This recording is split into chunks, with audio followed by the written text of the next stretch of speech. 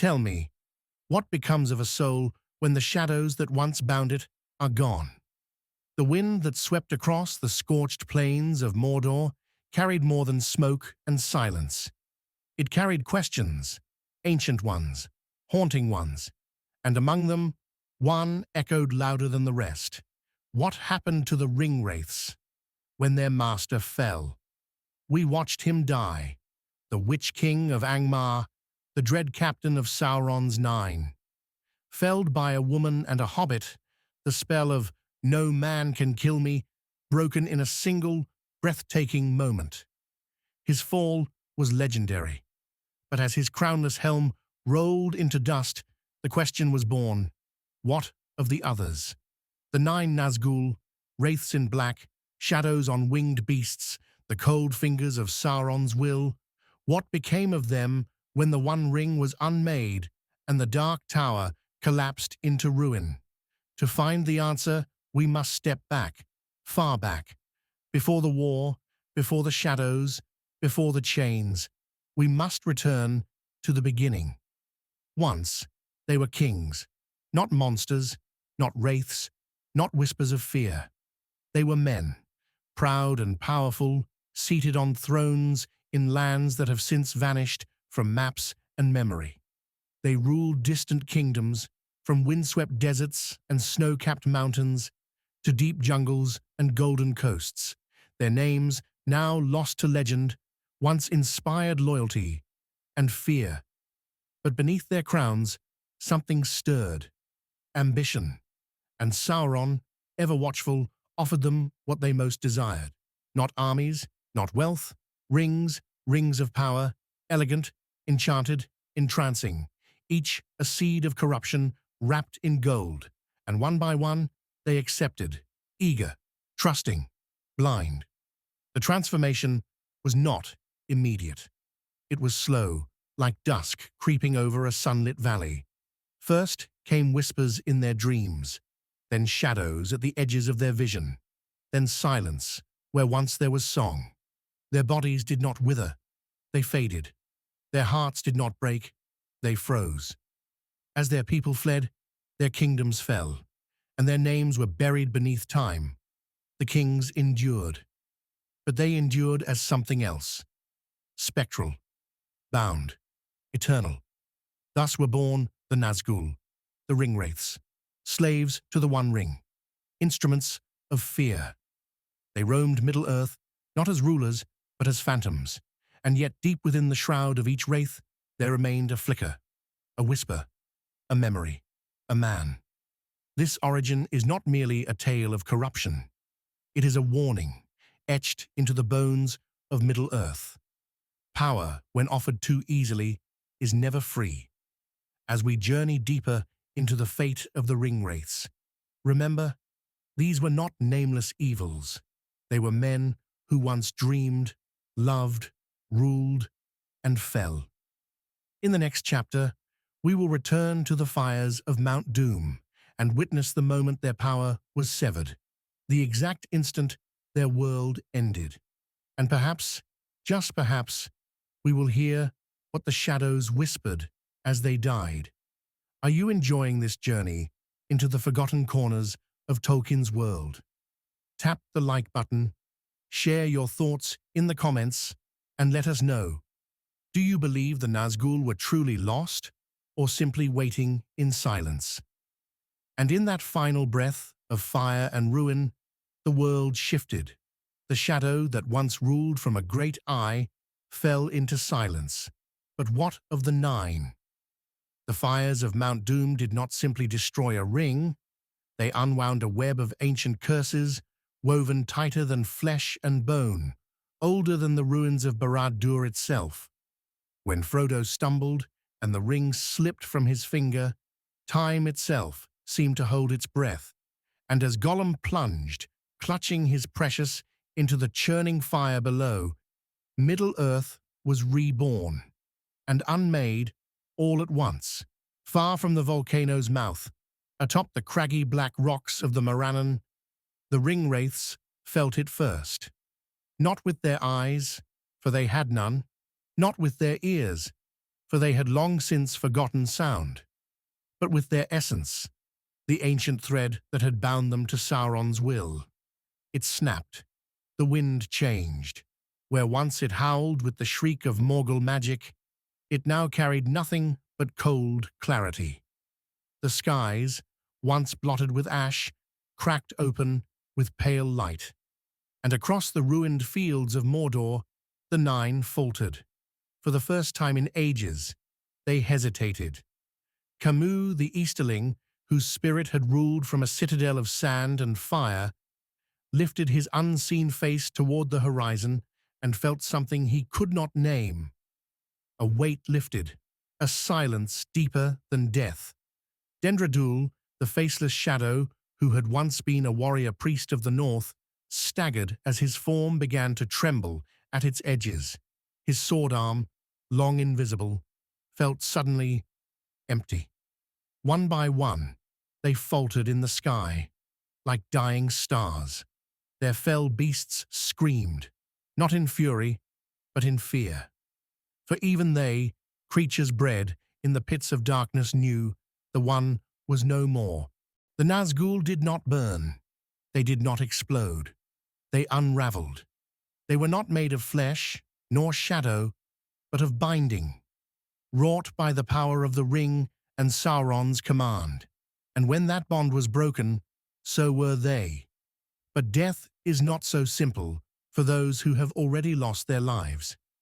Some say they vanished in an instant, dissolving into dust, their screams swallowed by the winds of change. Others believe they lingered, if only for a moment longer, to feel, to remember, to wonder, what now? In the whispers of the free peoples, it is said that as the Dark Tower collapsed, a sound rose into the air like no other. Not a cry of rage, not a howl of defeat, but a breath, a final breath, and within it, joy. For the Nine, it was the first true feeling in centuries, and perhaps the last. But were they truly gone? Or was something else left behind? Some echo, drifting through the edges of the world? If this story stirs something within you, dear traveler, let your voice be heard. Share your thoughts, your theories, your own legends of the Nazgûl in the comments below. And if you wish to walk deeper into shadow and memory, stay with us. For in Chapter 3, we'll follow the whispers, to see where the wraiths might have wandered once their chains were broken. The body may perish, the voice may fade, but what of the will? What of the soul when it is unanchored and adrift? The ring was destroyed. Sauron was undone. The Dark Tower crumbled, and the eye that never slept finally closed. But darkness does not die so easily. In the years that followed the War of the Ring, when peace began to settle over Gondor and the Shire, there were whispers.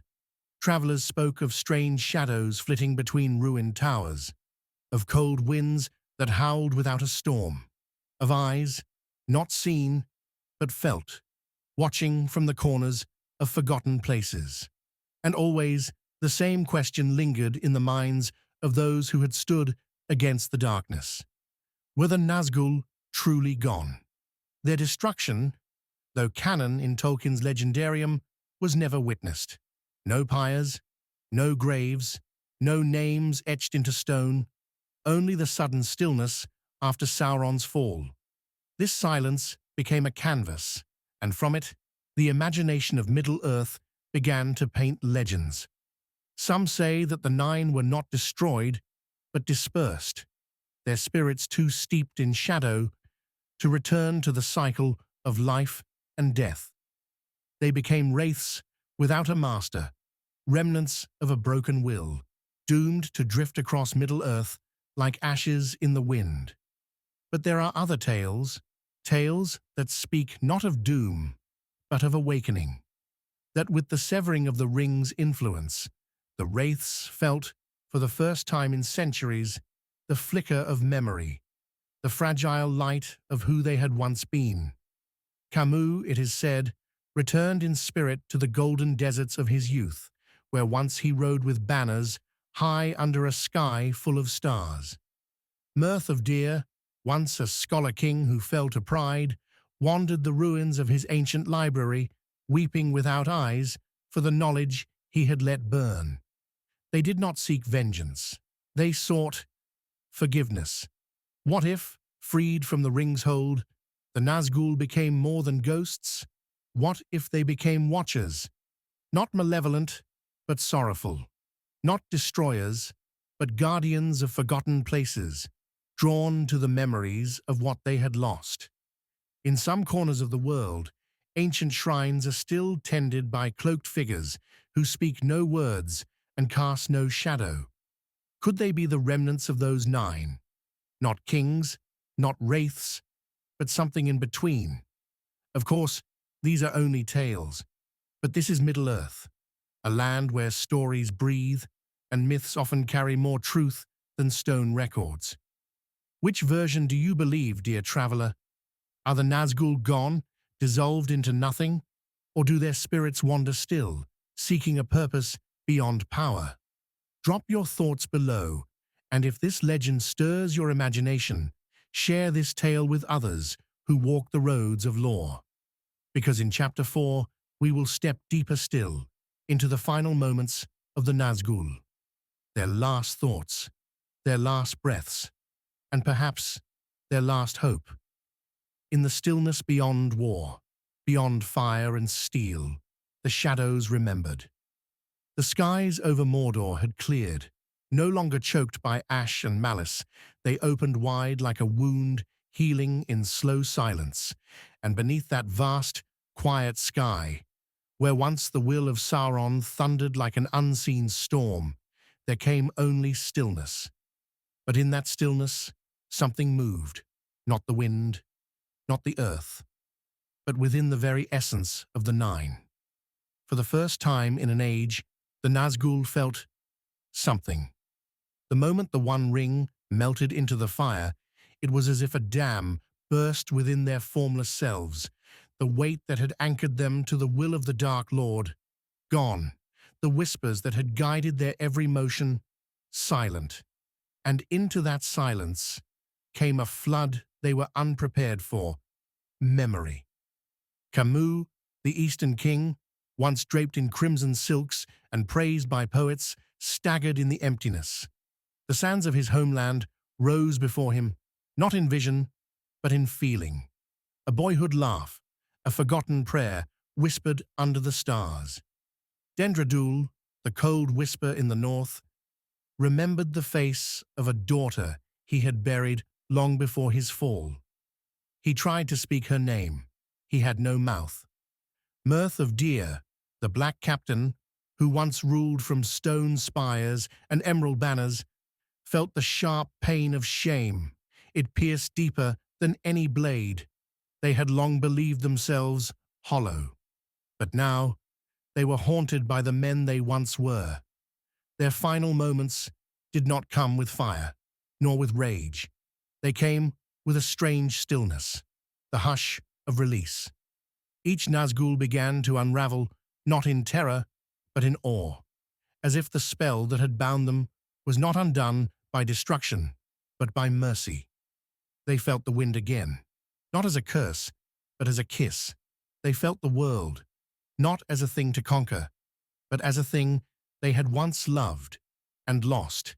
And then they wept, not with tears, but with the only thing they had left, their silence. It was not a silence of despair. It was acceptance, a long sigh in the soul, a soft surrender to whatever lay beyond. As the dark ruins of Barad-dûr crumbled into ruin, the Nine faded, not as monsters, but as men returned to themselves, however briefly. Their final breath was not filled with hate. It was filled with joy, joy at release, joy at remembrance, joy even at the end. What would you feel if you remembered your humanity only moments before your soul dissolved? This chapter is a tribute to that fleeting spark, the idea that even the most corrupted might know peace in their final breath. If this story has touched something within you, share it with fellow travelers of lore. And tell us, do you believe the Nazgûl found peace or punishment? In Chapter 5, we will explore the legacy they left behind, the myths, the warnings, the echoes that still stir in the hearts of men when night grows long. What is a shadow once the light has returned? A warning, a memory, or a name no longer spoken aloud?